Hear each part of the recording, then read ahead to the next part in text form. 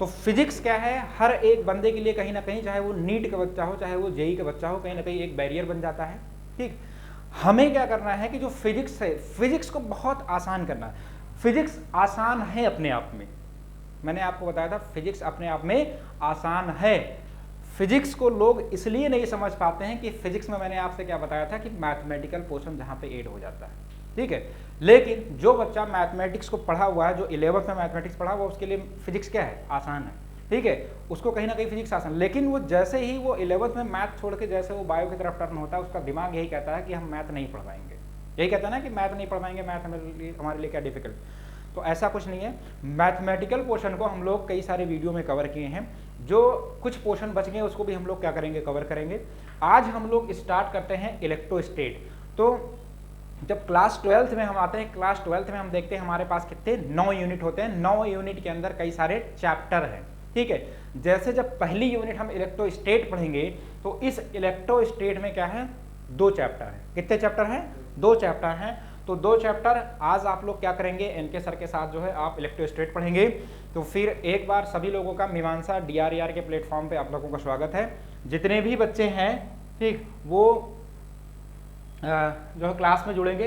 तो यहाँ पे हम लोग देखेंगे इलेक्ट्रिक चार्ज एंड फील्ड, जो पहली यूनिट का पहले चैप्टर का जो नाम है इलेक्ट्रिक चार्ज एंड फील्ड। तो यहाँ पे हमें क्या करना, फिजिक्स समझने के लिए क्या है, फिजिक्स अपने आप में आसान है। अब रोज 5 बार आप बोलो फिजिक्स आसान है, आसान है, आसान, हो गया आसान, हो गया कि नहीं हो गया, हो गया आसान, हो गया आसान। तो इस पूरे के पूरे चैप्टर में आपको पढ़ना क्या है, आपको ये चीज पढ़ना है कि इस पूरे के पूरे चैप्टर में यहाँ पे देखना है कि इलेक्ट्रिक चार्ज किसके बारे में आपको पढ़ना है, चार्ज के बारे में पढ़ना है, ठीक है, चार्ज के बारे में। और चार्ज जहां पे होगा वहां पे कोई ना कोई फील्ड क्रिएट होगा, ठीक है। जैसे कहते हैं ना कि हर कुत्ते का भी अपना फील्ड होता है, हर गुंडे का भी अपना फील्ड होता है, तो जहां चार्ज होगा उसका अपना भी फील्ड होगा, ठीक है। तो मजा आएगा, फिजिक्स में बहुत मजा आएगा, और बता मजे लेके पढ़ेंगे, क्योंकि फिजिक्स ऐसा मजेदार सब्जेक्ट है कि लोग मजे नहीं ले पाते, ठीक है। और प्रैक्टिकल से संबंधित बहुत सारी चीजें हैं। तो यहाँ पे NTA के अकॉर्डिंग जितने भी आपको चीजें पढ़नी है वो सारा का सारा, क्योंकि बहुत सारे ऐसे जो है सिलेबस में आपके टॉपिक जो है सब टॉपिक डिलीटेड है।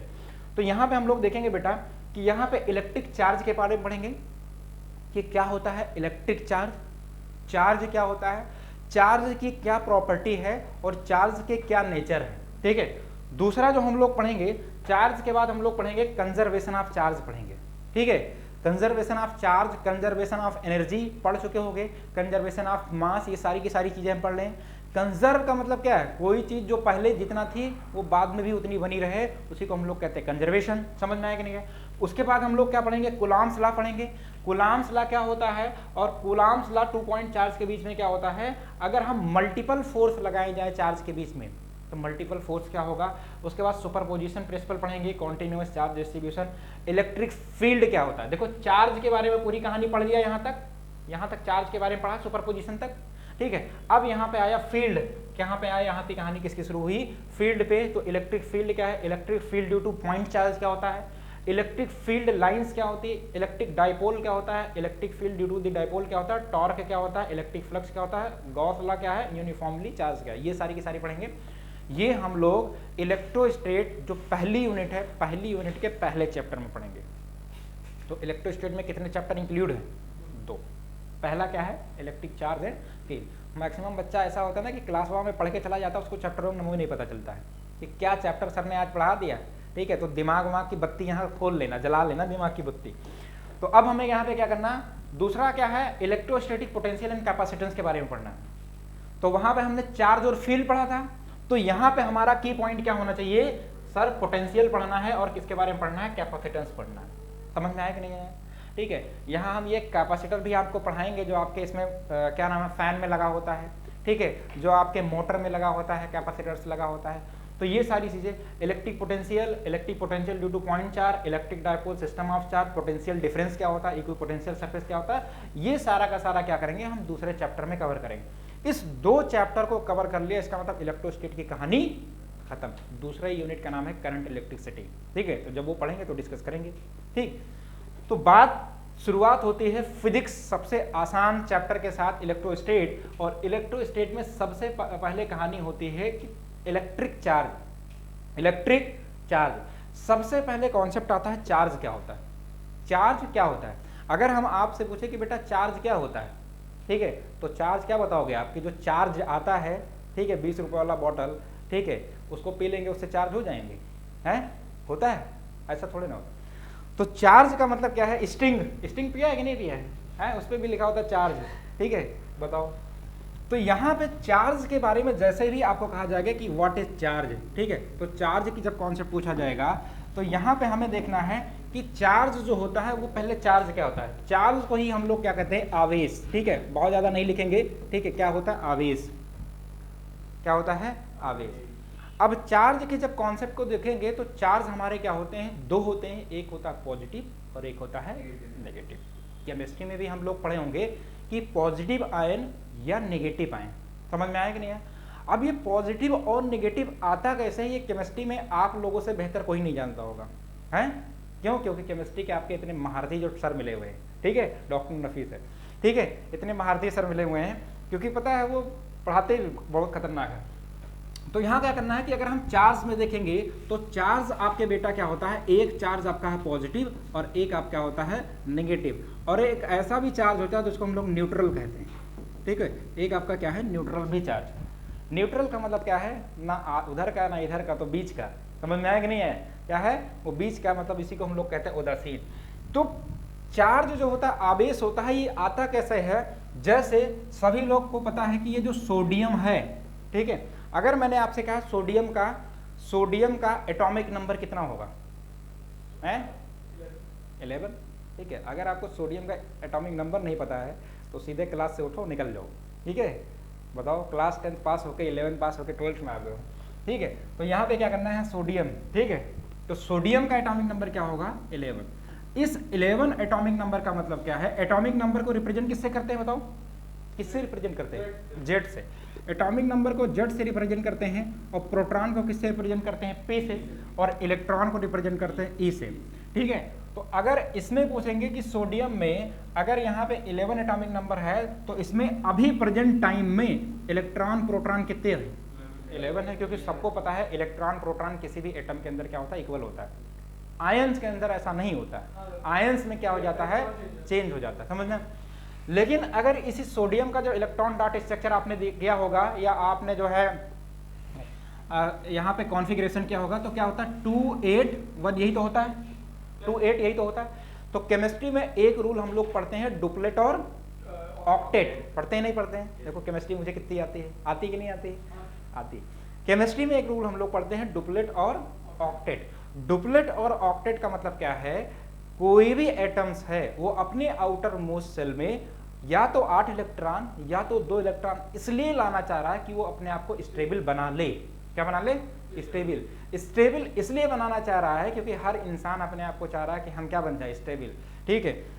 और इंसान यहाँ इसलिए स्टेबल नहीं, अगर किसी के पास जो है अगर टाटा नैनो है तो वो सोच रहा है जो हम मर्सिडीज खरीद लें, ठीक है। अगर किसी के पास मर्सिडीज है तो वो सोच रहा है कि हम BMW खरीद लें, फिर BMW है तो किसी के पास सोच रहा है कि हम बुगाटी खरीद लें। समझ में? सबके सपने वो स्टेबल होता है नहीं। तो इसमें जितने भी आपके पास एटम है उसमें हम सारे के सारे एलिमेंट में देखते हैं तो वहां पे एक सीरीज जो होती है, ठीक है, हीलियम, नियॉन, आर्गन और क्या है? क्रिप्टॉन, और क्या होता है? रेडॉन, ठीक है। पता है ना सबको? ये सारे के सारे इसको हम लोग क्या बोलते हैं? नोबेल गैस, यही तो बोलते हैं, नोबेल गैस, या इसी को हम लोग इनर्ट गैस के नाम से जानते हैं। इसको हम लोग 18 ग्रुप के नाम से जानते हैं, इसको हम लोग 0 ग्रुप के नाम से भी जानते हैं, ठीक है। इसके कई सारे नाम, ठीक। तो जो बहुत बड़ा आदमी होता है उसको कई सारे नाम भी रख दिए जाते हैं, समझ में आए कि नहीं? तो यहाँ पे क्या है? Noble gas. नोबेल गैस का मतलब क्या है? यहाँ पे जितने भी एलिमेंट हैं सब इसी पड़ोसी की तरह बनना चाह रहे हैं। अगर आपके मोहल्ले में अगर कोई पड़ोसी अमीर हो जाए, ठीक है, तो क्या सोचते हैं? यार अरे देखो रात जो है पता नहीं क्या कर रहा था और जो है जैगवार चला रहा है, ये चला रहा है, वो चला रहा है, ठीक है। फिर पड़ोसी भी क्या करता है? इसीलिए क्या होता है कि अगर किसी भी मोहल्ले में एक कोई डॉक्टर बन जाए, कोई इंजीनियर बन जाए, कोई रिश्तेदार में बन जाए, तो घर वाले भी तो कहते हैं, पड़ोसी भी कहता है देखो फलाने का लड़का इंजीनियर बन गया, फलाने का लड़का डॉक्टर बन गया, कहते हैं कि नहीं कहते? अगर आपके ही क्लास में से, ठीक है, अगर आपके और आपके रिश्तेदार का नंबर जो है अगर बोर्ड में पढ़ रहा, सेमी बोर्ड में पढ़ रहा और दोनों 12th में हो, नंबर अगर आपका ज़्यादा आ गया तो देखो कितना बेइज्जती होती है खींच के, ठीक है। पता नहीं कहाँ से सारे कॉन्सेप्ट लेके आते हैं, लाइट वाइट मत जाना भैया, आज बहुत दिनों के बाद क्लास ले रहे हैं, ठीक।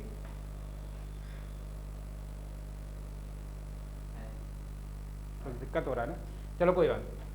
तो यहाँ पे क्या होता है, ये ऑक्टेट रूल को पूरा करने के लिए बेटा क्या कर रहा है, ऑक्टेट को पूरा करने के लिए क्या कर रहा है, ये एक इलेक्ट्रॉन को दान कर दे रहा है। जैसे ये किसी को देता है इस पे आ जाता है पॉजिटिव, ठीक है, समझ में आया।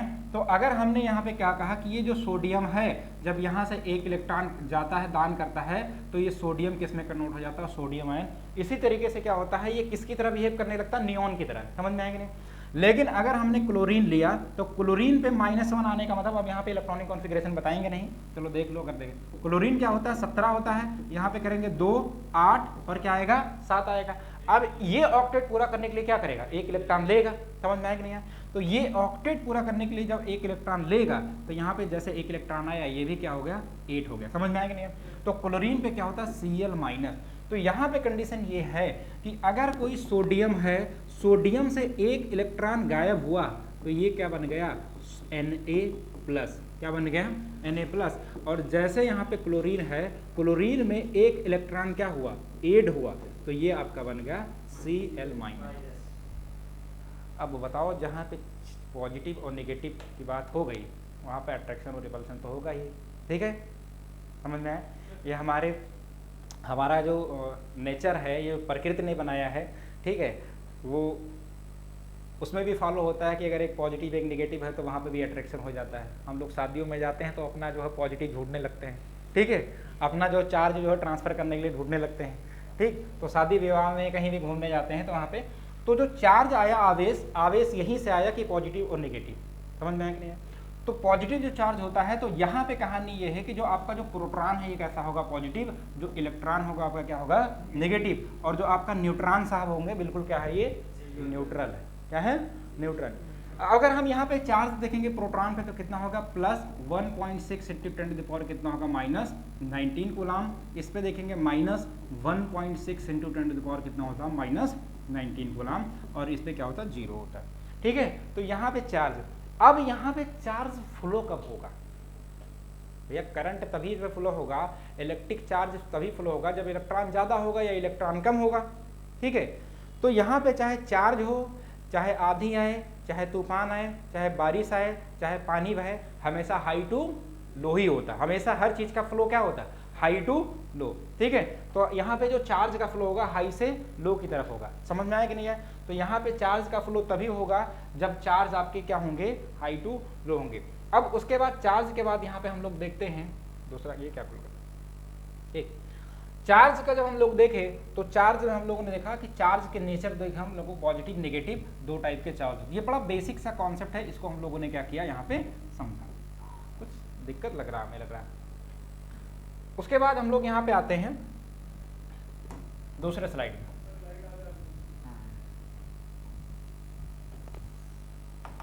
बताओ फिजिक्स आसान लग रहा है कि नहीं आसान लग रहा है ना आसान, मैंने कहा ना फिजिक्स आसान है, फिजिक्स आसान है, बताया कर बता रहे। तो यहाँ पे देखना है फंडामेंटल प्रॉपर्टीज ऑफ चार्ज। देखो हर इंसान की अपनी कोई ना कोई प्रॉपर्टी होती है, तो ये तो चार्ज है, इसके भी तो कोई ना कोई प्रॉपर्टी होंगे। चार्ज की प्रॉपर्टी में अगर देखा जाएगा तो यहाँ पे चार्ज का कब अट्रैक्शन और कब रिपल्शन होगा, इसको हम लोग पहले थोड़ा समझ लेते हैं कि चार्ज का अट्रैक्शन और रिपल्शन कब होगा। देखो अगर कोई 2 पॉजिटिव चार्ज हैं, ठीक है, चार्ज कब रिपेल करेगा, ठीक है, रिपेल कब करेगा,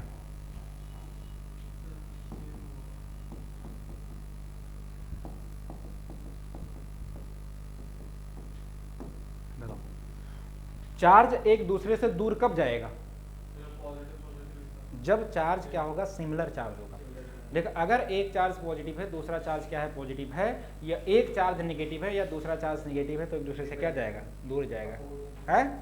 अब इसको अपने रियल लाइफ से मत जोड़ने, लड़का लड़के को पसंद कर लेता है, ठीक है, लड़की लड़की को पसंद कर लेती है, ठीक। तो यहाँ पे कहानी क्या है, अगर क्या है पॉजिटिव पॉजिटिव चार्ज है या नेगेटिव नेगेटिव चार्ज है, क्या नेगेटिव नेगेटिव चार्ज है, तो यहाँ पे कह सकते हैं सिमिलर चार्ज होते हैं, ठीक है। क्या होंगे, जो सिमिलर चार्ज होंगे, सिमिलर चार्ज, या इसी को हम लोग क्या कहेंगे, जो लाइक चार्ज होंगे, क्या होंगे लाइक चार्ज होते, एक दूसरे को क्या करते हैं बेटा, एक दूसरे को रिपेल करेंगे। लेकिन अट्रैक्शन तभी होगा जब क्या होगा, आपका डिसिमिलर चार्ज होगा, या इसी को हम लोग कहेंगे नेगेटिव चार्ज होगा। तो इसी को हम लोग कहते हैं जो अनलाइक चार्ज जो होते हैं, अनलाइक चार्ज एक दूसरे को क्या करते हैं, अट्रैक्ट करते हैं। ठीक है, तो अनलाइक चार्ज एक दूसरे को क्या करेंगे, अट्रैक्ट करेंगे। ठीक, अब यहाँ पे क्या है कि कई सारे इसके पे, अब यहाँ पे फंडामेंटल प्रॉपर्टी में जाएंगे तो चार्ज की पहला जो नेचर है, चार्ज इज कंजर्व। मैं अभी आपसे पहले मैंने बताया है कंजर्वेशन की प्रॉपर्टी होती है कि चार्ज को ना तो क्रिएट किया जा सकता है ना तो डिस्ट्रॉय किया जा सकता है। समझ में आया कि नहीं है? बस क्या किया है, एक फॉर्म से दूसरे फॉर्म में क्या कर देंगे, कन्वर्ट कर देंगे, तो उसी को हम लोग कहते हैं कंजर्वेशन ऑफ चार्ज। मतलब किसी भी आइसोलेटेड सिस्टम के अंदर जो चार्ज होता है, टोटल चार्ज क्या होता है, कंजर्व होता है। जैसे ये रिमोट है, तो इस रिमोट के अंदर या बाहर कहीं ना कहीं कुछ ना कुछ क्या है, चार्ज है, और ये इस टोटल सिस्टम में वो चार्ज क्या है, कंजर्व है। समझ में आया कि नहीं है? जैसे जब ठंडियों में होता है, ठंडियों में, तो ठंडियों में क्या होता है, हम अपने हाथ को चार्ज करने के लिए क्या करते हैं, क्योंकि चार्ज करने के लिए रब्ड करते हैं, रगड़ते कि नहीं करते हैं, तो चार्ज हो जाता है। समझ में आए? तो हमारे बॉडी के अंदर जो टोटल चार्ज क्या थे, कंजर्व थे। किसी भी आइसोलेटेड सिस्टम के अंदर जो टोटल चार्ज होता है क्या होता है, कंजर्व होता है। समझ में आया कि नहीं है? ठीक है, अगर मान लो हम बाल में जो कंघी खींच रहे हैं, ठीक है, बाल में अगर कंघी खींच रहे हैं तो कंघी जो हो जाती है, चार्ज हो जाती है बाल की वजह से। समझ में आया कि नहीं आया? Due to friction. तो उस समय हमारे बाल, हमारा जो हेयर और कंघी जो था, उसमें आपस में कंघी में अलग चार्ज कंजर्व था, लेकिन हमारे हेयर में जो चार्ज था वो अलग कंजर्व था। तो इस फिनोमेना को हम लोग बोलते हैं चार्ज इज क्या होती है, कंजर्व। आपका मास भी हमेशा कंजर्व होता है। क्या होता है? मास भी हमेशा कंजर्व। मास कभी भी आपका चेंज नहीं होता, हमेशा जो चेंज हो जाता है वो क्या होता है, आपका वेट चेंज हो जाता है। समझ में आया? तो चार्ज भी क्या होता है, कंजर्व होता है। दूसरी प्रॉपर्टी यहां पे कह रहा है कि पहली प्रॉपर्टी अगर हम देखेंगे तो चार्ज आपका क्या होता है, कंजर्व। दूसरी प्रॉपर्टी होती है चार्ज इज क्वांटाइज। चार्ज जो होता है, क्वांटाइज का मतलब हमेशा मल्टीपल के फॉर्म में होता है। क्वांटाइज का मतलब अगर हम पढ़ेंगे क्वांटाइजेशन ऑफ चार्ज, तो चार्ज इज क्वांटाइज का मतलब हम पढ़ेंगे यहाँ पे Q इज इक्वल टू पढ़ेंगे Ne। क्या पढ़ेंगे? Ne, where n is equal to क्या होगा, नेचुरल नंबर। क्या होगा? Natural number. नेचुरल नंबर का मतलब क्या है, 1 2 3 4।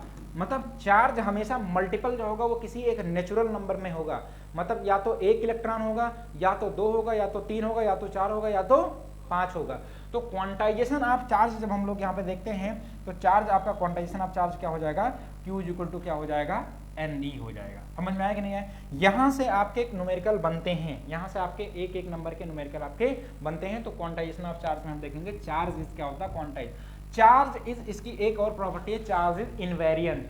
चार्ज कभी भी इनवेरिएंट नहीं होती। उसके बाद charge is a scalar quantity. जैसे अगर आपसे पूछा जाए चार्ज स्केलर क्वांटिटी है वेक्टर क्वांटिटी, तो स्केलर वेक्टर आपको यहाँ क्या बताने की जरूरत है, वैसे बताने की जरूरत तो है क्योंकि 11th में आपके स्केलर और वेक्टर सारी की सारी चीजें हैं। समझ में आया कि नहीं है? स्केलर किसे कहते हैं, वेक्टर किसे कहते हैं, स्केलर में कौन कौन सी ऐसी क्वांटिटी आती है, वेक्टर में कौन कौन सी आती है। तो यहाँ पे देखेंगे चार्ज जो होता है स्केलर क्वांटिटी है, और दूसरा ये क्या है, ये एडिटिव प्रॉपर्टी को फॉलो करता है। एडिटिव प्रॉपर्टी का मतलब एडिशन को फॉलो करता है। समझ में आया कि नहीं है? जब हम आपको पढ़ाएंगे वेक्टर और स्केलर पढ़ाएंगे तो वहाँ पे एडिटिव प्रॉपर्टी आपको पढ़ाएंगे।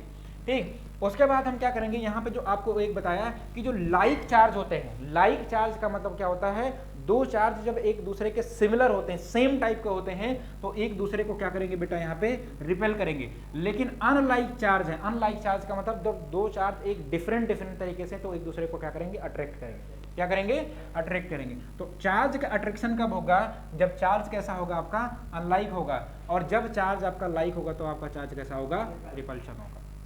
ठीक है, ये चार्ज की एक छोटी सी प्रॉपर्टी थी। कभी कभी आपके बोर्ड्स एग्जाम में या कभी कभी आपके एग्जाम में पूछ लिया जाता है या पूछ लिया जाता था, ठीक है, कि चार्ज की प्रॉपर्टी बताओ। अब कोई भी चीज चार्ज कैसे होता है, कोई भी चीज चार्ज कैसे होता है, जैसे ये रिमोट रखा हुआ, तो रिमोट को चार्ज होने के लिए कंडीशन क्या है? या तो पकड़ के इसको रगड़े, या तो दूसरा ला के तार इस पर छुआ दें, ठीक है, या तो कहीं से चार्ज इस पर ट्रांसफर कर दें। समझ में आएगी नहीं? तो यहां पे क्वेश्चन लिखा हुआ कि method of charging in a body, किसी भी बॉडी को चार्ज करने के कंडीशन कितने हैं, 3 कंडीशन है। कैसे कंडीशन है, 3 कंडीशन, जिसमें से पहला कंडीशन आपका क्या है, फ्रैक्शन। ठीक है, हम अपनी बॉडी को चार्ज करने के लिए, जैसे मैंने आपको एग्जांपल बताया, जब हम ठंडियों में क्या होता है, हमारे हाथ ठंडे होते हैं, तो अपने हाथ को हीट करने के लिए मतलब चार्ज करते हैं, क्या करते हैं, रब्ड करते हैं। तो इसका मतलब क्या होगा, ये फ्रैक्शन हो गया। समझ में आ गया ना? जब माचिस की खोज नहीं हुई थी तो वहां पर क्या काम आया था, फ्रैक्शन ही आया। पत्थर पे पत्थर मारे तो क्या निकल के आया, चिंगारी निकल के आई। पत्थर पे पत्थर मारने का मतलब चिंगारी तभी निकलती है जब उसमें क्या होता है, फ्रैक्शन होता है। समझ में आया कि नहीं है? ये रोड जो आपकी बनी हुई है, उस रोड पे अगर आप पत्थर मारेंगे तो उसमें चिंगारी निकलती है। तो किसकी वजह से पॉसिबल हो पाया, ड्यू टू फ्रैक्शन की वजह से। तो फ्रैक्शन में आपके ये एग्जाम्पल लिखा हुआ आपके बुक में कि जब क्या है कि यहाँ हम ग्लास की जो रॉड है, ठीक है, जब ऊल पे हम रगड़ते हैं, रब्ड करते हैं, एक जो है यहाँ पे ग्लास की जो रॉड होती है, शीशे की जो एक छड़ होती है, जब ऊल पे, ऊल समझते हो ना, ऊल पे जब हम उसको रब्ड करते हैं तो रब्ड करने पर ऊल और ग्लास के रॉड पे दोनों पे चार्ज प्रोड्यूस होता है। समझ में आया कि नहीं है? दोनों पे क्या होता है, चार्ज प्रोड्यूस होता है। हम अपनी कंघी को जब सर में करते हैं तो कंघी और हमारे हेयर पे क्या होता है, चार्ज प्रोड्यूस हो जाता है। होता कि नहीं होता है? ये बचपन के बहुत सारे एग्जाम्पल हैं। तो चार्ज जो होता है यहाँ पे, एक तो किसकी वजह से प्रोड्यूस होता है, एक जो है आपका किसका, फ्रैक्शन की वजह से प्रोड्यूस होता है। किसकी वजह से, फ्रैक्शन की वजह से। दूसरा क्या है, चार्ज जो होता है वो कंडक्शन मेथड से होता है। समझ में आया कि नहीं है? कंडक्शन मेथड का मतलब क्या हुआ, कंडक्शन का मतलब क्या है, किसी के पास चार्ज हो दूसरे पर ट्रांसफर हो जाए, लेकिन कैसे, कॉन्टेक्ट में। कैसे, कॉन्टेक्ट में। जैसे मैं मान लूं कि चार्ज यहाँ इस रिमोट पे है, लेकिन इस रिमोट को इसके कांटेक्ट में लेके आए तो यहाँ से चार्ज किस पे ट्रांसफर हो गया, इस पेन पे ट्रांसफर हो गया।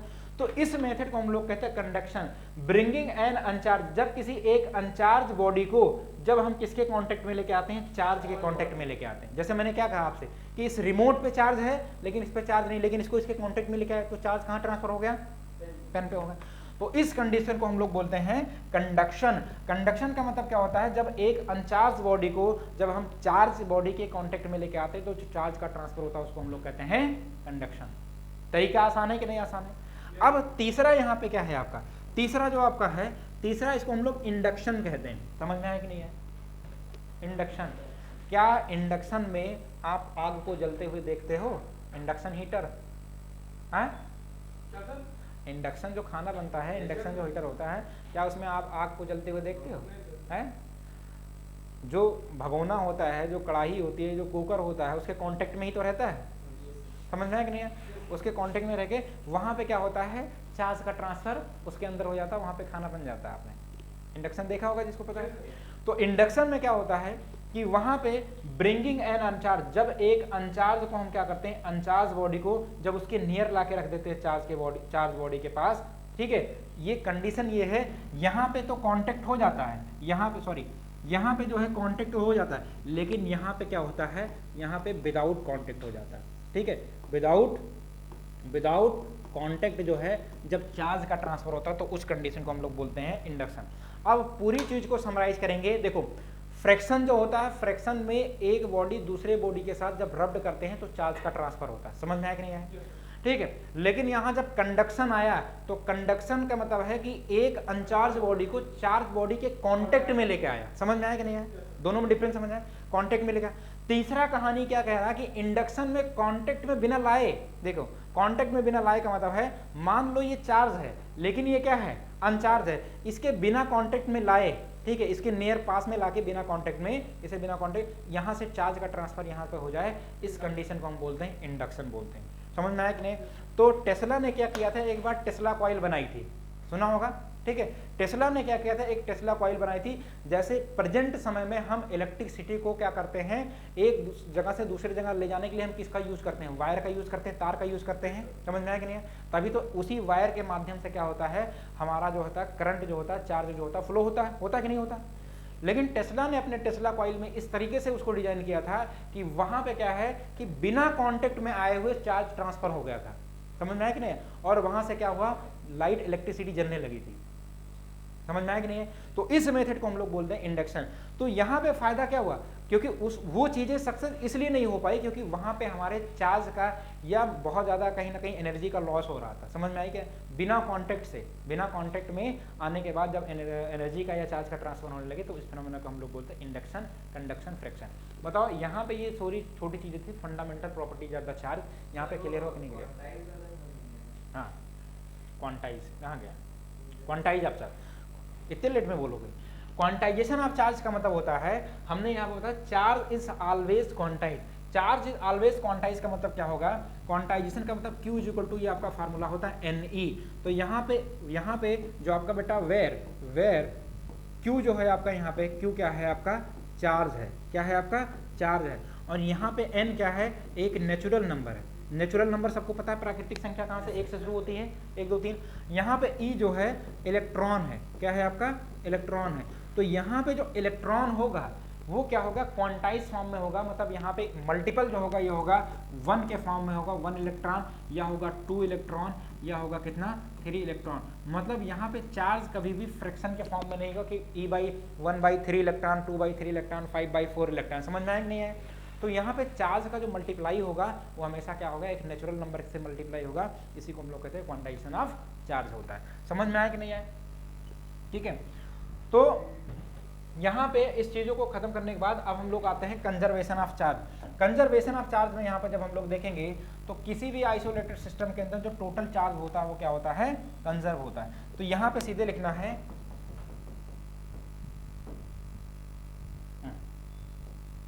कंजर्वेशन ऑफ चार्ज का मतलब होता है if any isolated system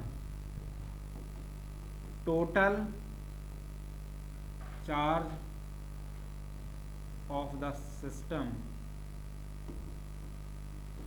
is conserved, क्या हो जाएगा, कंजर्व हो जाए। यहां से ये चीजें पता चली कि चार्ज जो होती है हमेशा क्या होती है, एक फॉर्म से दूसरे फॉर्म में हम क्या कर सकते हैं, ट्रांसफर कर सकते हैं, लेकिन चार्ज क्या होगा, ना तो क्रिएट होगा ना तो क्या होगा, डिस्ट्रॉय होगा। इसी तरीके से हमारी होती है एनर्जी कंजर्वेशन, इसी तरीके से हमारी क्या होती है, मास कंजर्वेशन। समझ में आया। तो मास कंजर्वेशन या एनर्जी कंजर्वेशन या चार्ज कंजर्वेशन में हम क्या करेंगे कि जब कंजर्वेशन ऑफ चार्ज देखेंगे तो यहाँ पे क्या होता है, कोई भी सिस्टम है उस सिस्टम के अंदर जितना भी चार्ज है, चाहे वो पॉजिटिव हो और चाहे वो नेगेटिव हो, ठीक है। अगर पॉजिटिव और नेगेटिव चार्ज क्या होता है, मान लिया जाए कि 5 इलेक्ट्रॉन क्या है, 5 पॉजिटिव में है, ठीक है, 5 इलेक्ट्रॉन क्या है, 5 इसमें प्रोटॉन है, ठीक है, 5 इसमें क्या है, लिख क्या रहे, 5 तो लिख ही नहीं रहे, 5 इसमें क्या है, प्रोटॉन है, और 5 आपका क्या है यहाँ पे, इलेक्ट्रॉन है। तो 5 इलेक्ट्रॉन और 5 प्रोटॉन का मतलब क्या है, इस सिस्टम के अंदर अगर फिल है तो टोटल चार्ज क्या है, कंजर्व है। समझ में आया कि नहीं है। अब यहाँ पे चार्ज का ट्रांसफर या इलेक्ट्रॉन या प्रोटॉन का ट्रांसफर तभी होगा, वो 3 मेथड से होगा, वो होगा फ्रिक्शन, वो होगा कंडक्शन, वो होगा क्या, इंडक्शन। समझ में आया कि नहीं है, इन 3 मेथड से होगा। तो इसको हम लोग बोलते हैं टोटल चार्ज किसी भी सिस्टम का क्या होता है, कंजर्व होता है। अब यहाँ पे हम लोग आते हैं जो आप सभी लोगों का एक फेमस लॉ है जिसको हम लोग कूलॉम्स लॉ कहते हैं। कूलॉम्स लॉ जब यहाँ पे आए तो इस चैप्टर में कहानी यहाँ से थोड़ी शुरुआत होती, वो क्या था, बैकग्राउंड था। समझ में आया, वो क्या था, बैकग्राउंड था। तो यहाँ पे आपका जो आता है Coulomb's law, force between the 2 point charge, ठीक है। यहाँ पे कहा गया कि अगर 2 चार्ज हैं तो चार्ज के नेचर के बारे में हम लोग पढ़ लिए, समझना है कि नहीं। तो चार्ज आपका चाहे, कहाँ जा रहे हो भैया, चार्ज आपका बेटा या तो आपका चार्ज क्या हो, चार्ज चाहे आपका पॉजिटिव पॉजिटिव हो, ठीक है, और चार्ज आपका चाहे नेगेटिव नेगेटिव हो, और चार्ज आपका चाहे पॉजिटिव हो नेगेटिव हो, इसमें लगेगा क्या, फोर्स ऑफ अट्रैक्शन या फोर्स ऑफ रिपल्शन ही तो लगेगा। समझ में आएंगे। अगर दोनों चार्ज एक दूसरे के क्या हैं, पॉजिटिव पॉजिटिव है, तो इसमें फोर्स ऑफ क्या लगेगा, फोर्स ऑफ रिपल्सन लगेगा। क्या लगेगा, रिपल्सन, एक दूसरे को क्या करेगा, रिपल करेगा। समझ में आया कि नहीं आया। लेकिन अगर यहाँ पे नेगेटिव नेगेटिव दोनों चार्ज है तो यहाँ पे क्या लगेगा, फोर्स ऑफ रिपल्सन ही लगेगा। लेकिन यहाँ पे दोनों चार्ज एक दूसरे के क्या है, अपोजिट हैं, तो यहाँ पे क्या लगेगा, फोर्स ऑफ अट्रैक्शन लगेगा। समझ में आया कि नहीं है। ये चीजें मैं पहले बता चुका हूँ कि नहीं बता चुका। तो इसी चीजों को पता नहीं कूलॉम्स ने क्या कहा कि अगर कोई 2 चार्ज है, 2 कोई पॉइंट चार्ज है, उन दोनों पॉइंट चार्ज के बीच में जो फोर्स लगता है, कूलॉम्स ने इसको क्या किया, प्रूव किया। कैसे प्रूव किया, उस प्रूफ को हम लोग समझते हैं। कूलॉम्स ने क्या कहा कि अगर यहाँ पे चार्ज एक Q1 है, यहाँ कुछ दूरी पर, ठीक है, अगर d डिस्टेंस पर, या इसको किताब में जो आपका r डिस्टेंस है, r डिस्टेंस पर यहाँ पे एक कोई दूसरा चार्ज है जिसका नाम है Q2, ठीक है, Q2। लेकिन कूलॉम्स ने यहाँ पे बता दिया है कि चार्ज यहाँ पे पॉजिटिव पॉजिटिव हो तब भी कूलॉम्स लॉ लगेगा, फोर्स ऑफ अट्रैक्शन लगेगा। चार्ज एक दूसरे को अपोजिट हो तब भी फोर्स ऑफ अट्रैक्शन लगेगा, और एक दूसरे के क्या हो, सिमिलर हो तब भी क्या लगेगा, फोर्स ऑफ अट्रैक्शन लगेगा। इसका मतलब क्या कहा, द फोर्स ऑफ अट्रैक्शन, क्या लिखा हुआ है यहाँ पे, अट्रैक्शन, और उसके बाद क्या लिखा हुआ है यहाँ पे, रिपल्सन। तो यहाँ पे अब आपके दिमाग में यहाँ से क्वेश्चन ये बना लेता है, क्या कूलम्ब्स लॉ अट्रैक्शन के लिए फॉलो करता है या रिपल्सन के लिए फॉलो करता है? दोनों के लिए, ठीक है। तो यहाँ पे कूलम्ब्स लॉ क्या करा, द फोर्स ऑफ अट्रैक्शन और repulsion between 2 point charge is directly proportional to the product of charge, directly proportional to product of charge and the inversely proportional square of the distance. Inversely proportional क्या है, उसके distance के। तो यहाँ पे क्या लिखेंगे, यहाँ पे जो फोर्स होगा वो डायरेक्टली प्रोपोर्शनल क्या होगा, दोनों चार्ज का मल्टीप्लाई, प्रोडक्ट का मतलब क्या होगा, मल्टीप्लाई। तो यहाँ पे इक्वेशन बना क्या, 1। लेकिन यहाँ जो फोर्स होगा वो इनवर्सली प्रोपोर्शनल होगा उसके डिस्टेंस के स्क्वायर के, ठीक है। ये क्या बनेगा आपका इक्वेशन 2। समझ में आया? इस दोनों इक्वेशन को हम क्या करेंगे, मर्जिंग करेंगे, ठीक है, ठीक है। तो यहाँ पे क्या मिलेगा, बी गेट, क्या मिलेगा, we get F directly proportional, यहाँ पे मिलेगा Q1 multiplied by Q2 divide by क्या आ जाएगा, R स्क्वायर। समझ में आया कि नहीं है? जैसे ही हम क्या करेंगे, इस डायरेक्टली प्रोपोर्शनल के साइन को हटाएंगे, यहाँ पे एक कांस्टेंट आएगा, तो यहाँ पे लिखेंगे F इज इक्वल टू, यहाँ पे कांस्टेंट का नाम है K, तो यहाँ पे आ जाएगा Q1 multiplied by Q2 divide by क्या आ जाएगा, R स्क्वायर। क्या आ जाएगा, R स्क्वायर। इसी को हम लोग बोलते हैं कूलाम चाचा का नियम। क्या बोलते हैं, कूलाम चाचा का नियम। तो कूलाम चाचा ने क्या कहा है कि फोर्स जो होगा वो दोनों चार्ज के प्रोडक्ट के क्या होगा, डायरेक्टली प्रोपोर्शनल होगा, ठीक है। उसके बीच की जो डिस्टेंस है, उस डिस्टेंस का जो स्क्वायर है उसके क्या होगा, इनवर्सली प्रोपोर्शनल क्या होगा, इक्वल होगा। जब दोनों इक्वेशन को हम लोग मर्ज करते हैं तो F is equal to K Q1 Q2 अपन क्या आ जाएगा, R स्क्वायर। समझ में आए? K एक कांस्टेंट है, K एक क्या है, कांस्टेंट है। तो वेर यहाँ क्या लिख रहे हैं, यहाँ पे लिखेंगे वेर K क्या होगा, कांस्टेंट। K क्या है, एक कांस्टेंट है। और इस K की जो वैल्यू होती है, ये होती है बेटा 1/4 पाई एप्सिलॉन नॉट। अगर इसकी वैल्यू में देखेंगे तो इसकी वैल्यू होती है 1/4 पाई एप्सिलॉन नॉट, या इसकी वैल्यू होती है 9 × 10⁹, ठीक है, 9 × 10⁹, और ये होती है आपका न्यूटन मीटर स्क्वायर पर कूलाम्ब स्क्वायर, पर कूलाम्ब स्क्वायर। समझ में आया कि नहीं है? तो यहाँ पे अब हम लोग समझते हैं, देखो थोड़ी चीजें कुछ और समझते हैं। कहाँ चला गया, जाना कहीं नहीं है, कोई बात नहीं। तो यहाँ पे क्या है, अगर हम आपसे पूछें कि फोर्स की यूनिट क्या होती है, फोर्स की यूनिट क्या होती है, तो आप लोग बता लेंगे फोर्स की यूनिट क्या होती है, न्यूटन होती है, बहुत पहले से पढ़ क्या। तो यहाँ पे जो फोर्स की यूनिट होगी, ये फोर्स की यूनिट यहाँ पे क्या होगी, यहाँ पे आपकी होगी न्यूटन होगी। क्या होगी, न्यूटन होगी। समझ में? न्यूटन को क्या लिखते हैं, कैपिटल एन से लिख देते हैं। तो फोर्स की यूनिट आपकी क्या है, न्यूटन। अगर हम इस कांस्टेंट की यूनिट अगर आपसे पूछे तो कांस्टेंट की यूनिट आप लोग बता सकते हैं, के कांस्टेंट की यूनिट, ठीक है। तो के कांस्टेंट की यूनिट न्यूटन पर मीटर स्क्वायर। ये कैसे, इस कांस्टेंट की वैल्यू हम लोग निकालते हैं। तो यहाँ पे देखेंगे हम लोग, देखो यहाँ पे क्या आपसे लिखा हुआ है, थोड़ा इसको मूव करके ऊपर कर देते हैं। तो यहाँ पे लिखा हुआ है, देखो यहाँ पे F is equal to K Q1 Q2/R square.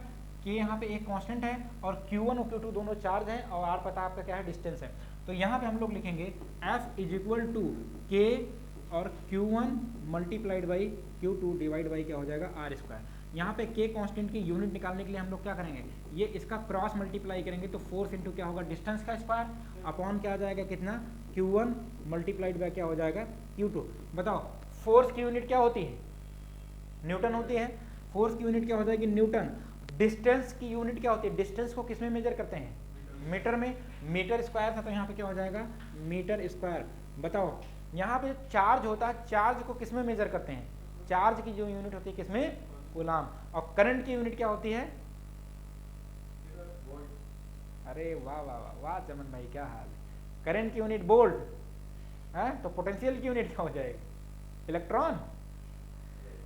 Current की यूनिट क्या होती है, एम्पियर भैया, करंट को एम्पियर में मेजर करते हैं, लगे 440 वोल्ट, ठीक है। तो यहाँ पे क्या करेंगे, यहाँ पे क्या आएगा, चार्ज की यूनिट कूलाम। तो कूलाम 2 बार कूलाम है, तो कूलाम इंटू कूलाम क्या हो जाएगा, कूलाम स्क्वायर। यहाँ पे मैं सी भी लिख दिया था, कोई दिक्कत नहीं, ठीक है, कूलाम। तो यहाँ पे आपको ये समझ में आ गया होगा कि सर ये कैसे निकला, ये कैसे निकला। तो ये ऐसे ही निकला, कैसे निकला है, यहाँ पे ऐसे ही निकला। समझ में आया कि नहीं आया। यहाँ पे आपसे पूछा जाता है कि एप्सिलॉन नॉट की वैल्यू, अगर जितने भी लोग नहीं लिखे हो पहले इसको नोट कर लो, उसके बाद एप्सिलॉन नॉट की वैल्यू हम निकालते हैं।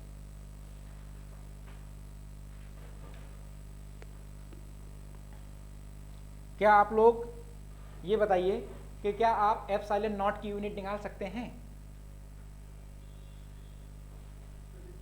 एप्सिलॉन नॉट की यूनिट निकाल सकते हैं? अगर निकाल सकते हैं, क्योंकि ये क्वेश्चन आपसे कई बार बोर्ड में पूछा गया है, find what is the unit of epsilon not objective type में। एप्सिलॉन नॉट की वैल्यू भी पूछी गई है, एप्सिलॉन नॉट की जो है यूनिट भी पूछी गई है। निकालिए।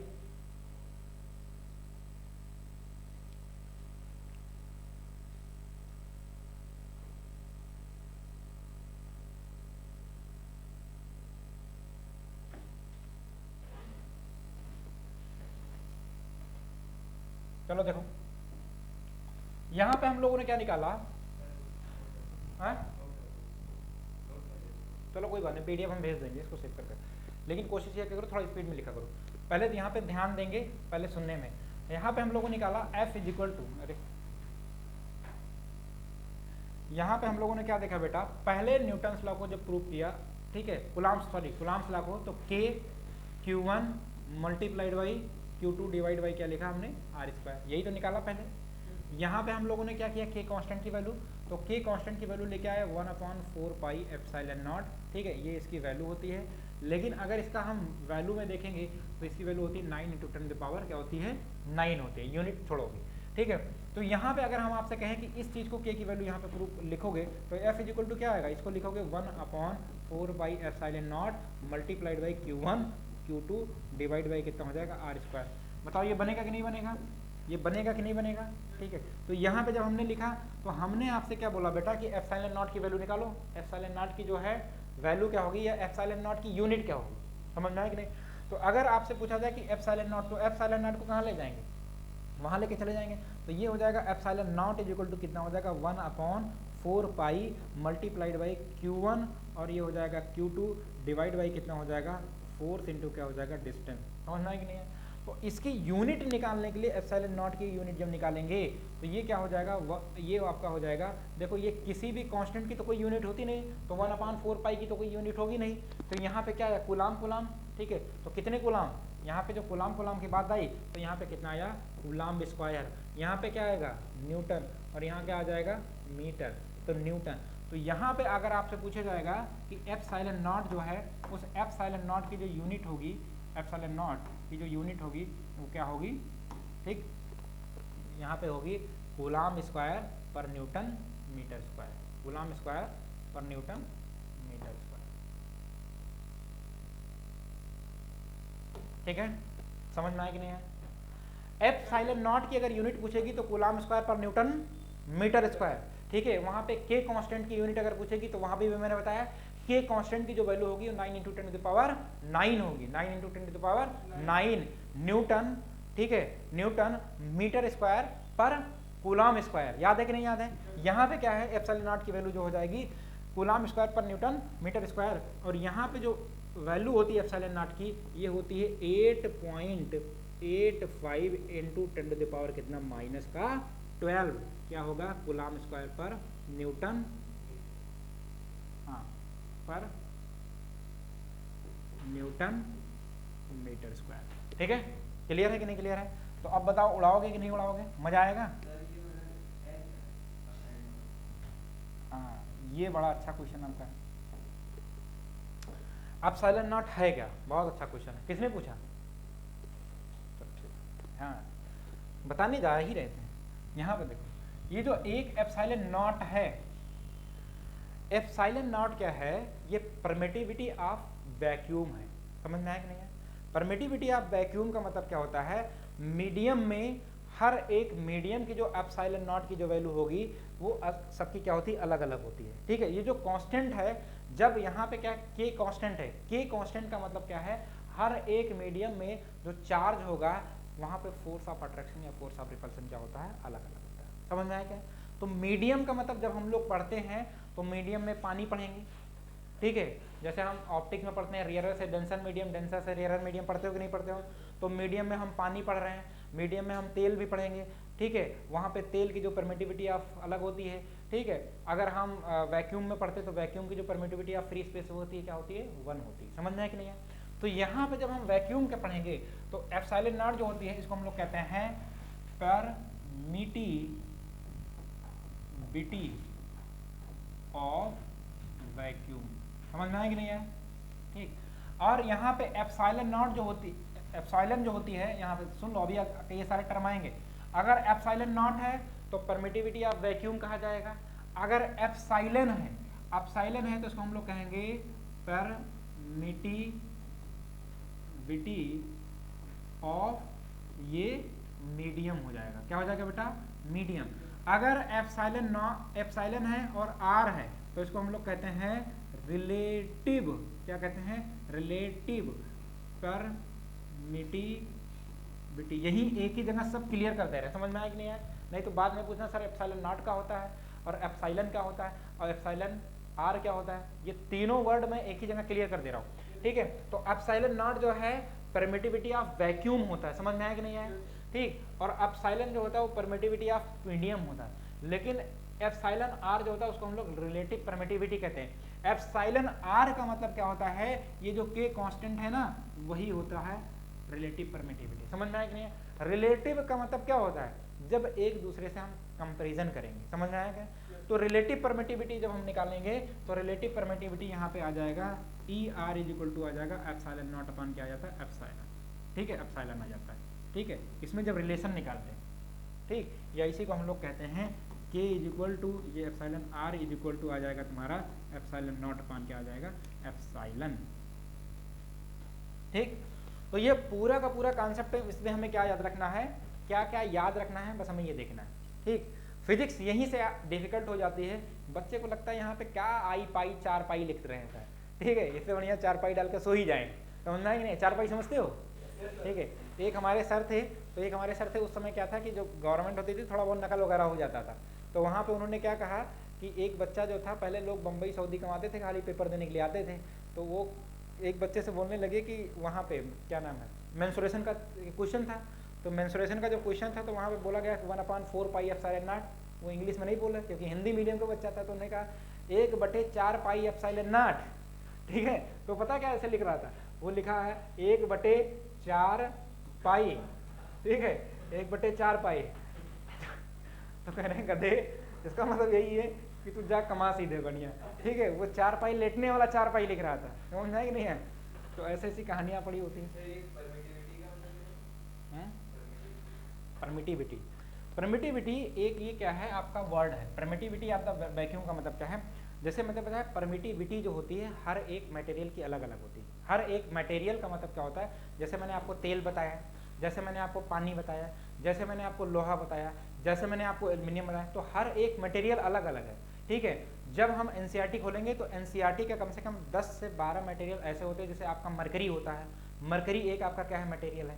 ठीक है, तो हर एक मटेरियल की परमिटिविटी अलग होती है। समझ में आया कि नहीं है? अब अगर पूछो कि फोर्स का होता है, ठीक है, अगर ये पूछो ये चार्ज क्या होता है, ठीक है, तो ये सारी की सारी चीज़ें, जैसे चार्ज का मतलब चार्ज पॉजिटिव नेगेटिव 2 चार्ज होते हैं। तो ऐसे परमिटिविटी आपका एक वर्ड दिया गया, लेकिन वैक्यूम के लिए अलग और मीडियम के लिए अलग। समझ में आया? और दोनों को जब मिला दिया गया कि एक दूसरे से जब कंपेयर करेंगे वैक्यूम से किसी मीडियम में, वैक्यूम से किसी मीडियम में, तो उसको हम लोग कहते हैं रिलेटिव परमिटिविटी। समझ में आया कि नहीं? उसको हम लोग क्या कहते हैं, रिलेटिव परमिटिविटी। अब यहाँ पे आपको याद करने वाली क्या क्या चीजें हैं। पहली चीज तो आप याद रखेंगे कि एप्सिलॉन नॉट की वैल्यू कितनी होती है। समझ में आया कि नहीं है? एप्सिलॉन नॉट की वैल्यू 8.85 × 10⁻12। दूसरी चीज आप याद रखेंगे कि यहाँ पे जो k की वैल्यू होती है, k कांस्टेंट की वैल्यू, या 1/4 pi epsilon not total, 1/4 pi epsilon not total की जो वैल्यू होती है वो क्या होती है, 9 × 10⁹ न्यूटन मीटर स्क्वायर पर कूलम्ब स्क्वायर। समझ में आया कि नहीं है? ये याद रखेंगे। और तीसरा चीज क्या याद रखेंगे, ये एक फार्मूला याद रखेंगे, एक फार्मूला याद रखेंगे, F = K Q1 Q2 upon क्या हो जाएगा, R²। बस इसमें यही याद रखना, आपको कुछ नहीं याद रखना। इसमें क्या याद रखना है, यही याद रखना, बाकी कुछ नहीं याद रखना। ठीक, यहाँ तक किसी को कोई दिक्कत है? कोई आफत आ रही है? ठीक है, तो उस आफत को क्या करेंगे, हम लोग सॉल्व करेंगे। ठीक, बहुत आराम से पढ़ेंगे, मजे करके पढ़ेंगे। और उसके बाद इन जो तीनों कॉन्सेप्ट मैंने बताया, ठीक है, परमिटिविटी या वैक्यूम, मीडियम, रिलेटिव, इसका जो है आपको रिलेशन याद रखना है। क्या याद रखना है? रिलेशन इन तीनों में कैसा रिलेशन है, ठीक है, क्योंकि यहाँ से कभी कभी आपका क्वेश्चन 1 नंबर में पूछ लेता। ठीक, यहाँ तक हो गया। अब कूलम्ब्स लॉ वेक्टर फॉर्म में पढ़ लेते हैं, बस थोड़ा सा 5 मिनट का टाइम लगेगा, force between the multiple charge बाद में देख लेंगे। तो यहाँ पे क्या करना है, कूलम्ब्स लॉ वेक्टर फॉर्म में पढ़ते हैं। तो कूलम्ब्स लॉ अगर आपसे पूछे कि कूलम्ब्स लॉ की वैल्यू कितनी होगी तो क्या बताएंगे सीधे 1/4 pi epsilon not Q1 Q2 अपान क्या हो जाएगा आर स्क्वायर, या उसी को सीधे ऐसे बोल सकते हैं F इज इक्वल टू के Q1 Q2 अपान क्या हो जाएगा आर स्क्वायर। याद हुआ कि नहीं याद हुआ? ठीक है, आसान है कि नहीं आसान है? तो यहाँ पे अगर कूलम्ब्स लॉ को देखेंगे वेक्टर फॉर्म में, तो यहाँ पे कहानी कुछ ऐसी है कि अगर हम यहाँ पे क्या मान लें, यहाँ पे एक चार्ज है आपका Q1 और ये कुछ डिस्टेंस पे है, ठीक है, और दूसरा चार्ज आपका क्या है Q2। तो इस Q1 चार्ज की वजह से Q2 पे फोर्स लगेगा और Q2 चार्ज की वजह से Q1, अरे दोनों एक ही तरह से ना करते, चलो ठीक, Q1 चार्ज की वजह से Q2 पे फोर्स लगेगा और Q2 चार्ज की वजह से Q1 पे फोर्स लगेगा। अब वो चाहे चार्ज एक दूसरे का अपोजिट हो और चाहे एक दूसरे का सिमिलर हो, समझ में आया? फिर कहानी वही है कि अगर चार्ज अपोजिट होगा तो अट्रैक्शन लगेगा, जब चार्ज एक दूसरे का सेम होगा तो क्या लगेगा, रिपल्शन लगेगा। तो फोर्स हर कंडीशन में लगेगा ना, ठीक है। तो यहाँ पे जो हम फोर्स निकाले थे क्या निकल के आया था, F is equal to 1/4 pi epsilon naught और क्या ऊपर चार्ज का मल्टीप्लाई Q1 Q2 अपॉन क्या आर स्क्वायर, यही तो निकल के आया है, यही तो निकल के आया कि नहीं आया है? या इसी को हम लोग ऐसे लिख दिए थे कि सर जी ये क्या होता होगा K 1/4 पाई एप्सिलॉन नॉट, इतना बड़ा कौन लिखे, सीधे क्या लिखेंगे K और क्या लिखेंगे Q1 multiplied by Q2 divide by क्या आर स्क्वायर, यही तो हम लोगों ने निकाला है। तो यहाँ पे डिस्टेंस, अगर यहाँ पे चार्ज क्या है Q1 है तो ये डिस्टेंस क्या R है, तो यहाँ पे क्या ये डिस्टेंस हो जाएगा 1 और ये हो जाएगा 2, ठीक है। अगर ये यहाँ तो यहाँ पे क्या लगेगा F12, मतलब यहाँ पे F12 का मतलब ये चार्ज इस पे फोर्स लगा रहा है। दूसरी कहानी क्या है, अगर यही डिस्टेंस आपका क्या है, यही डिस्टेंस आपका है सेम है, लेकिन यहाँ पे क्या लिख रहे हैं R21, तो ये फोर्स किस पे लगा रहा है, ये हो जाएगा F21, मतलब पहला चार्ज दूसरे पे फोर्स लगाए तो F12, दूसरा चार्ज जब पहले फोर्स लगाए तो F21। समझ में आया कि नहीं है? कहानी वही तो है। तो यहाँ पे वेक्टर फॉर्म में लिखने के लिए जब आपसे पूछेगा तो कुछ नहीं करेंगे, F इज इक्वल टू क्या लिखेंगे K और आपका आ जाएगा Q1 multiplied by Q2 divide by कितना आ जाएगा R, यही होता है आर स्क्वायर, होता है आर स्क्वायर, होता है कि नहीं होता? बस यहाँ पे वेक्टर फॉर्म में लिखने का मतलब है, यहाँ पे लिखेंगे R और लगा देंगे यहाँ पे यूनिट वेक्टर मल्टीप्लाइड क्या हो जाएगा R। समझ में आया क्या है, मल्टीप्लाइड हो जाएगा R, तो F इज इक्वल टू क्या हो जाएगा K और हो जाएगा Q1 Q2 और ये हो जाएगा R unit vector divide by क्या हो जाएगा R3। ये कोई नई चीज थोड़े है, क्यों आ जाएगा, कहाँ पे क्यों आता है, R R³ लिखा हुआ है, क्यूब आ जाएगा, क्यूब कैसे आ जाएगा, हाँ क्यूब कैसे आ जाएगा, पावर को चढ़ते हुए देखा है हाँ, कि एक इंसान को दूसरे इंसान को चढ़ते हुए देखा है, ठीक है। तो यहाँ पे पावर का मतलब क्या है बच्चा, आर स्क्वायर का जब R से मल्टीप्लाई करेंगे तो यहाँ पे पावर 1 है, जब दोनों का बेस सेम होता है तो पावर एक दूसरे पे क्या हो जाता है, जुड़ जाता है। समझ में आया कि नहीं आया, क्लियर है कि नहीं क्लियर है? क्यूब नहीं आएगा, क्यूब उसको कहते हैं, हाँ देखो अगर ये पावर 2 है तो उसको स्क्वायर बोलते हैं, ठीक है, अगर पावर 3 है तो उसको क्या बोलते हैं, क्यूब बोलते हैं। ये पावर कहाँ पे मतलब जुड़ा है, ये मतलब सेम है, क्या सेम है, क्या सेम है, सेम यहाँ कुछ नहीं, यहाँ पे दोनों का बेस सेम है, बेस का मतलब यहाँ पे भी आ रहा है यहाँ पे भी आ रहा है, तो जब बेस सेम होता है तो पावर जुड़ जाता है। तो यहाँ पे पावर कितना 2, इस पे पावर कुछ नहीं लिखा, इसका मतलब क्या है 1, 2 में 1 जोड़ देंगे पावर कितना आ जाएगा 3, तो ये बन जाएगा R3। समझ में आएगी नहीं है? ठीक, जब वेक्टर पढ़ेंगे तो वहाँ पे और चीज़ें क्लियर हो जाएंगी, इसलिए क्या है पहले 11 पढ़ा जाता है फिर 12 पढ़ा जाता है। अगर आपने 11 बेहतरीन तरीके से पढ़ा तो आपका 12 भी क्या हो जाएगा, कोई दिक्कत नहीं होगा। समझ में आए? तो टाइम आपके बच गए 6, ठीक है। तो आज हम लोगों ने जो चीज़ पढ़ी है उसको एक बार रिकैप कर लेते हैं। रिकैप का मतलब पढ़ा रियल में समझ में आया कि नहीं है, बताओ। पहले सबसे पहले बोलो, फिजिक्स जो है सबसे आसान सब्जेक्ट है, फिजिक्स सबसे आसान है। आसान क्या है देखो, अभी हम लोग कुछ नहीं, ना पीछे हम जाएंगे ना पीछे आप लोग खुद जाएंगे, बस यहाँ पे जाएंगे। सबसे पहले हम लोगों ने चार्ज के बारे में पढ़ा। जब चार्ज के बारे में पढ़ा तो चार्ज को हमने पढ़ा कि चार्ज को कहते हैं 3 टाइप होता है। एक होता है, पहले 2 टाइप हमने आपको बताया, एक पॉजिटिव एक निगेटिव, एक है न्यूट्रल। समझ? अब चार्ज के कंडीशन पे वहां हमने आपको बताया कि पॉजिटिव कैसे चार्ज होता है जब इलेक्ट्रॉन को डोनेट करता है, इलेक्ट्रॉन को किसी को दान करे। जब इलेक्ट्रॉन को लेगा तो नेगेटिव आएगा। वहां पे मैंने सोडियम का एग्जांपल लिया, मैंने आपको क्लोरीन का एग्जांपल लिया। सोडियम क्लोरीन से मैंने क्या बताया, चार्ज की प्रॉपर्टी बताई। चार्ज पे मैंने बताया कि जो चार्ज होता है पॉजिटिव चार्ज होगा वो प्रोटॉन होता है, और उस पर चार्ज हमने बताया प्लस 1.6 × 10⁻⁻19 कूलम। जैसे वहां पे कहानी वहां से शिफ्ट हुई, नेगेटिव पे आ गया, -1.6 × 10⁻⁻19 कूलम, और न्यूट्रॉन पे कोई भी चार्ज नहीं होता। जमन इधर देखो ध्यान, ठीक है, नहीं सब कुछ निकल जाएगा, कुछ नहीं आएगा, ठीक है। तो मैंने चार्ज की कहानी पढ़ी, चार्ज की प्रॉपर्टी हम लोग पढ़ी। चार्ज की प्रॉपर्टी में पहली प्रॉपर्टी ये बताई कि चार्ज जो होता है किसी भी आइसोलेटेड सिस्टम में चार्ज होता है कंजर्व होता है। दूसरा हमने बताया चार्ज क्या होता है, क्वांटाइज होता है। क्वांटाइज में अगर पूछेंगे तो Q = N आपको बताना है, N बताना है। N क्या है आपका नेचुरल नंबर होता है, E जो होता है आपका इलेक्ट्रॉन है, Q आपका क्या है, चार्ज है। चार्ज जो होता है इनवेरिएंट होता है। चार्ज जो आपका वेक्टर क्वांटिटी होता है एडिटिव प्रॉपर्टी को फॉलो करता है। ऐसे सबको याद होना चाहिए, समझ में है कि नहीं है, एडिटिव प्रॉपर्टी को फॉलो करता है। यहाँ आप इसके स्केलर हो। ये सब सारा चीज पढ़ने के बाद चार्ज हमने आप बताया कि लाइक और अनलाइक चार्ज में क्या क्या चीजें होती हैं, समझ में आया कि नहीं, बेहतरीन तरीके से हम लोगों ने चार्ज। जब चार्ज की इतनी प्रॉपर्टी देखी तो चार्ज, कोई भी बॉडी चार्ज कैसे होती है वो 3 मेथड से आपको बताया। पहला बताया फ्रिक्शन, दूसरा क्या बताया, कंडक्शन, तीसरा क्या बताया, इंडक्शन। अट्रैक्शन तुम कहाँ से अट्रैक्शन अपने मन से ले आ रहे हो, ठीक है। अट्रैक्शन तो पहले बता दिया था जब अट्रैक्शन तुम्हारा किसी और से हो गया था, ठीक है। तो यहाँ पे हम लोगों ने क्या किया, यहाँ पे हमने चार्ज का ट्रांसफर पढ़ा 3 टाइप से। फ्रिक्शन में हमने क्या बताया, जब किसी भी 2 बॉडी को रब्ड करेंगे तो चार्ज का ट्रांसफर होगा। हमने जब कंडक्शन बताया कि एक बॉडी क्या है अनचार्ज है, दूसरा क्या है चार्ज है। जब चार्ज से अनचार्ज में कांटेक्ट में आने पर चार्ज का ट्रांसफर होता है तो उसको हम लोग कहते हैं कंडक्शन।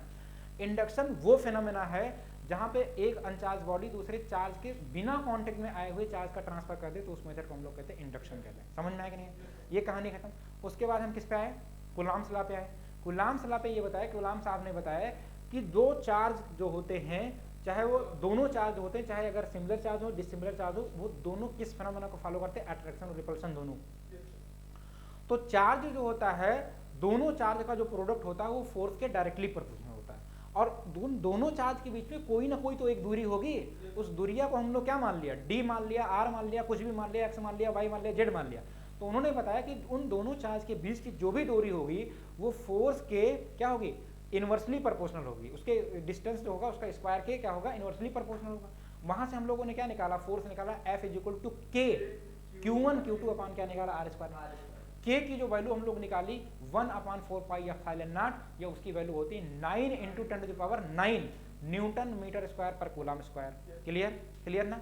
अब वहां पे 1/4πε0 में एक बड़ी आफत थी, एप्सिलॉन की जो यूनिट हम लोग निकाली, तो कूलम को क्या करेंगे, ऊपर शिफ्ट कर देंगे और न्यूटन मीटर को नीचे शिफ्ट कर देंगे। समझ में आया कि नहीं है। अब एप्सिलॉन की अगर वैल्यू आपसे कोई पूछ लेगा तो एप्सिलॉन की वैल्यू बताओगे 8.85 × 10⁻12 coulomb square per newton metre square. बताओ, जो पढ़ा समझ में आया कि नहीं आया, क्लियर हुआ। उसके बाद हम लोगों ने क्या किया कि यहाँ पे एप्सिलॉन महाराज एक बोल लिए कि सर एप्सिलॉन क्या होता है। एप्सिलॉन जो होता है उसका नाम है permittivity of vacuum. Permittivity of vacuum में एप्सिलॉन अलग है, लेकिन जैसे हम मीडियम में आए, ठीक है, तो मीडियम के लिए हमने खाली एप्सिलॉन लिखा, एप्सिलॉन नहीं लिखा, खाली एप्सिलॉन बनाया। समझ में। तो हमने क्या कहा, परमिटिविटी ऑफ मीडियम। वहां पे एक चीज हमने बढ़ा के और लिख दी, उसका नाम था ER, उसको हमने क्या नाम दे दिया, रिलेटिव परमिटिविटी। ठीक है, रिलेटिव परमिटिविटी। तो वहां पे हमने रिलेशन निकाला ER = ε0/ε। निकाला कि नहीं निकाला। ये पूरी की पूरी कहानी खत्म हो गई। और कुछ बचा, अब बचा क्या कि वेक्टर फॉर्म में हमने क्या, वेक्टर फॉर्म में क्या किया कि जो पहला चार्ज था, पहला चार्ज दूसरे चार्ज पे फोर्स लगाएगा, दूसरा चार्ज पहले चार्ज पे फोर्स लगाएगा। तो वहां पे हम लोग क्या निकाले, कूलम्ब लॉ को वेक्टर फॉर्म में लिखने के लिए F = K Q1 Q2 × ऊपर R यूनिट वेक्टर में, और नीचे क्या आ जाएगा R3। यही तो हमने पढ़ा। पूरी की पूरी फिजिक्स क्या हो गई, याद होगी कि नहीं याद हो गई, याद होगी कि नहीं याद होगी। तो फिजिक्स क्या है, बोलो फिर से एक बार, बहुत आसान सब्जेक्ट है। ठीक है, सबसे आसान सब्जेक्ट, नो एक्सेप्शन केमिस्ट्री की तरह। ये क्रोमियम पे अलग है, कॉपर पे अलग चार्ज आ रहा है, कभी 1 चार्ज आ रहा है, कभी आयरन पे +2 चार्ज आ रहा है, कभी +3 आ जा रहा है, समझ में नहीं आ रहा कब कहाँ से आ जा रहा है। लेकिन केमिस्ट्री फिजिक्स में आपको क्या, आपने थ्योरी पढ़ी, थ्योरी पढ़ने के बाद थोड़ा बहुत हमने क्या किया, यहाँ पे डेरिवेशन किया, धीरे धीरे समझ में आएगा। जैसे यहाँ पर न्यूमेरिकल लगाना स्टार्ट करेंगे ना, बहुत मजा आएगा। अभी हम लोगों ने कुछ नहीं पढ़ा, अभी हम लोगों ने खाली मेन चीज़ें, अभी कूलम्ब लॉ पढ़ी है, कूलाम्स लॉ के बाद जब यहाँ पे हम लोग आएंगे कि force between the multiple charge के बीच में फोर्स कैसे होगा, ये हम लोग कल पढ़ेंगे। सुपरपोजिशन प्रिंसिपल क्या होगा, उसके बाद हम लोग इलेक्ट्रिक फील्ड पढ़ेंगे, ठीक है। इलेक्ट्रिक फील्ड यहाँ पे गुंडे का फील्ड आएगा, कुत्ते का फील्ड आएगा, हर कुत्ते का अपना फील्ड होता है। जैसे यहाँ पे अपने मोहल्ले का अगर कुत्ता है और दूसरे मोहल्ले से जैसे आ गया तो तुरंत भमो भमो करके कोई भगा देगा, समझ जाएंगे नहीं है, ठीक है, तो दौड़ाएगा उसको। तो यहाँ पे वही चार्ज करेगा। अगर यहाँ पे कोई चार्ज है इस फील्ड में है, दूसरा कोई चार्ज आएगा, अगर अपोजिट चार्ज है, ये पावरफुल है तो पकड़ के खींच लेगा इसको, ठीक है। ये अगर नहीं है तो इसको क्या कर देगा, रिपल कर देगा, कहेगा जाओ तुम यहाँ से, कोई काम नहीं हुआ, ठीक। तो हम फील्ड पढ़ेंगे और फील्ड के बाद क्या पढ़ेंगे, electric field due two point charge क्या होता है। Electric field due two point charge के बाद इलेक्ट्रिक फील्ड लाइन पढ़ेंगे। इलेक्ट्रिक फील्ड लाइन कहाँ से चलती हैं, किधर से किधर चलती हैं, ठीक है। तो ऐसे ऐसे हम लोग पढ़ के क्या करेंगे, मजा लेके अपनी फिजिक्स को क्या करेंगे, खत्म करेंगे। तो बताओ आज क्लियर है कि नहीं क्लियर है? किसी का भी अगर कोई डाउट है बेटा तो पूछ सकते हैं, बाकी कैमरे को आप लोग ऑफ कर दीजिए, ठीक है। तो क्लास को क्या करते हैं, यहीं पे वाइंड अप करते हैं। Thank you.